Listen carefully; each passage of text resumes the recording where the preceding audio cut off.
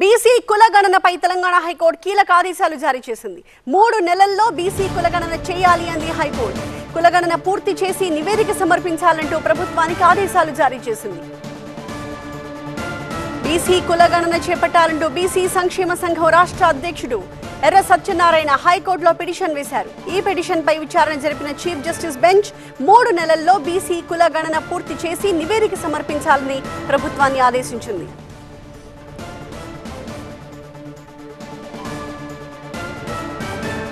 BC కులగణనకు సంబంధించి high court తాజాగా ఆదేశాలు జారీ చేసింది. బీసీ కులగణన చేపట్టాలి అంటూ బీసీ సంక్షేమ సంఘం రాష్ట్ర అధ్యక్షుడు ఎర్ర సత్యనారాయణ హైకోర్టులో పిటిషన్ దాఖలు చేసిన నేపథ్యంలో దీనిపై విచారణ జరిపిన చీఫ్ జస్టిస్ బెంచ్ 3 నెలల్లోగా బీసీ కులగణనని చేపట్టి ప్రక్రియ మొత్తాన్ని కూడా పూర్తి చేసి తమకి నివేదిక సమర్పించాలి అంటూ ప్రభుత్వాన్ని ఆదేశించింది. మా ప్రతినిధి విజయ్ మరింత సమాచారం అందిస్తారు. విజయ్, ఈ ఆదేశాల్లో ఇంకా ఏ అంశాలున్నాయి? 3 నెలల్లోపు బీసీ కులగణన ఖచ్చితంగా చేయాలి.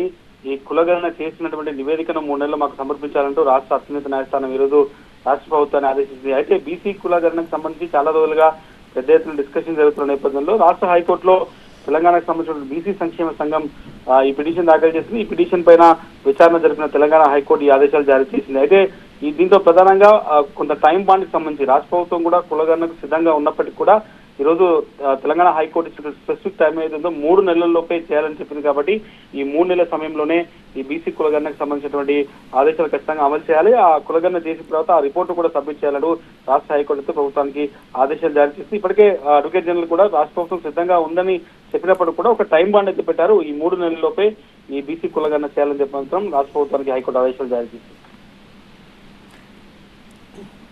Thank you Vijay.